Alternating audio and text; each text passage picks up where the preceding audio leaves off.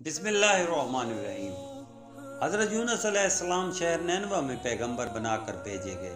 آپ لوگوں کو ہدایت کرتے، نیکی کی طرف بلاتے، برے کاموں سے روکتے تھے۔ آپ علیہ السلام قوم سمود کی طرف بھیجے گئے۔ اس قوم کے لوگ بتوں کی پوجا کرتے تھے۔ آپ علیہ السلام لوگوں کو حق کی طرف بلاتے اور خدائے واحد پر ایمان لانے کی تلقین کرتے، لیکن لوگ آپ علیہ السلام کی تعلیمات کا انکار کرتے اور حضرت یونس علیہ السلام سے کہتے کہ ہم تیرے خدا کو نہیں مانتے۔ اس پر آپ فرماتے کہ خدا کے عذاب سے ڈرو جو بہت سخت عذاب ہے۔ لوگ آپ علیہ السلام کی باتیں سن کر آپ کا مذاق اڑاتے اور آپ کی راہ میں رکاوٹیں کھڑی کرتے۔ آپ علیہ السلام نے قوم سمود کو راہ راست پر لانے کی بہت کوششیں کی، لیکن بھٹکی ہوئی قوم پر آپ کی نصیحت کا کوئی اثر نہ ہوا۔ تو آپ کو یقین ہو گیا کہ یہ لوگ خدا پر ایمان نہیں لائیں گے۔ آپ علیہ السلام مایوس ہو گئے۔ مایوسی کی حالت میں آپ نے قوم سمود کی تباہی و بربادی کے لیے بد دعا کی اور اس سرزمین سے نکل پڑے۔ چلتے چلتے دریائے فرات کے کنارے پہنچے تو دیکھا کہ ایک کشتی کنارے پر لگی ہوئی ہے، لوگ اس پر سوار ہو رہے ہیں۔ ان کی دیکھا دیکھی آپ بھی اس پر سوار ہو گئے، جنہیں جانا تھا وہ سب سوار ہو چکے۔ کشتی لوگوں سے بھر چکی۔ اس کے بعد کشتی اپنی منزل کی طرف روانہ ہوئی۔ سمندر پرسکون تھا، آسمان بھی صاف تھا، مسافر اطمینان سے بیٹھے ہوئے تھے۔ جب کشتی بیچ سمندر میں پہنچی تو دیکھا کہ آسمان پر سیاہ بادل اٹھ رہے ہیں، پھر ہوائیں چلنے لگی۔ ہوا اچانک طوفان کی شکل اختیار کر گئی۔ سمندر میں کشتی ڈگمگانے لگی، سمندر کی لہریں اوپر نیچے ہونے لگیں، بارش بھی شروع ہو گئی۔ طوفان کے جھٹکوں اور پانی کے تھپیڑوں سے کشتی کے ڈوبنے کا اندیشہ پیدا ہو گیا۔ کشتی میں بیٹھے ہوئے مسافروں میں سے ایک نے کہا کہ معلوم ہوتا ہے کشتی میں کوئی ایسا شخص بھی سوار ہے جس سے کوئی بڑی غلطی سرزد ہو گئی ہے۔ جب تک ایسے شخص کو کشتی سے نہ نکالا جائے کشتی کا صحیح سلامت رہنا محال ہے۔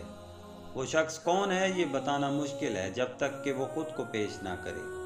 اس پر حضرت یونس علیہ السلام کھڑے ہو گئے اور کہا کہ میں ہی ہوں جس سے بڑی غلطی سرزد ہو گئی ہے۔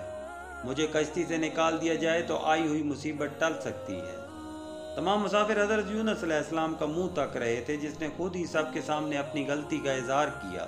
پھر سب نے ایک زبان ہو کر کہا کہ یہ شخص تو فرشتہ صفت انسان معلوم ہوتا ہے، ہم کسی حال میں اسے کشتی سے نہیں نکال سکتے۔ مسافروں میں سے ایک نے تجویز پیش کی کہ قرآن اندازی کی جائے، جس کا نام پرچی میں نکلے وہی سزا کا مستحق ہوگا، ہم اسے کشتی سے نکال دیں گے۔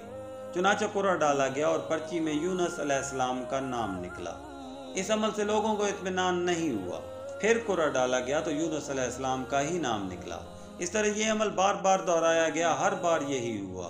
حضرت یونس علیہ السلام نے کہا کہ میں اپنے رب کا نافرمان ہوں، خدا کا حکم بھی یہی ہے کہ مجھے دریا میں ڈال دو تو تمام مسافروں کی جان بچ جائے گی۔ حضرت یونس علیہ السلام نے کشتی کے مسافروں سے اور ملاح سے بار بار کہا کہ وہ کشتی سے چھلانگ لگانے کے لیے تیار ہیں، اس لیے کہ میں نے اللہ کے حکم کا انتظار نہیں کیا۔ آخرکار کشتی کے مسافروں اور ملاح نے مان لیا اور حضرت یونس علیہ السلام کو دریا میں پھینک دیا۔ دریا میں ایک مچھلی حضرت یونس علیہ السلام کی طرف بڑھی اور نگل گئی۔ اللہ نے مچھلی سے کہا کہ یہ تیری خوراک نہیں ہے، یہ تیرے پیٹ میں امانت ہے جسے واپس کرنا ہے۔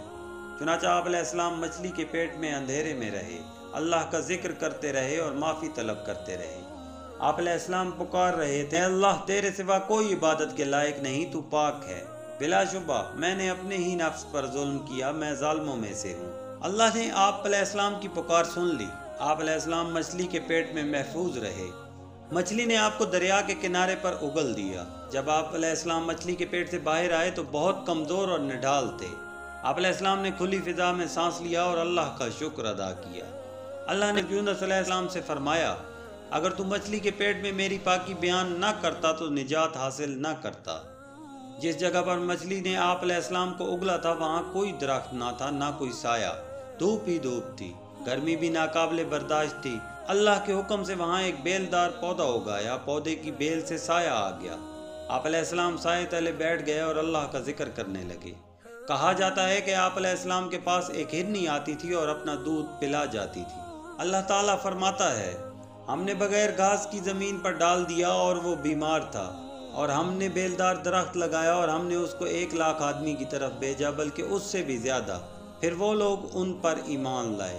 ملک نینوہ چھوڑ دینے کے بعد آپ علیہ السلام کی قوم آپ کو بہت زیادہ یاد کرنے لگی۔ آپ علیہ السلام کے نکل جانے کے بعد پچھتانے لگی۔ لوگوں نے محسوس کیا کہ آپ علیہ السلام نبی تھے اور ہدایت کے لیے آئے تھے۔ لوگوں نے اللہ سے معافی طلب کی اور وہ حضرت یونس علیہ السلام کی آمد کا انتظار کرنے لگے۔ لوگوں نے اقرار کیا کہ ہم اللہ پر ایمان لائے اور اس بات پر بھی کہ یونس علیہ السلام اللہ کے بھیجے ہوئے نبی ہیں اور آپ علیہ السلام کے لائے ہوئے پیغام پر یقین رکھتے ہیں اور آپ علیہ السلام کی تصدیق کرتے ہیں۔ اور قوم کے لوگ ایک دوسرے سے کہنے لگے کہ اگر حضرت یونس علیہ السلام ہمارے درمیان آ جائیں تو ہم سب ان کی تعظیم کرنے لگیں گے اور ان کے حکم پر عمل کریں گے۔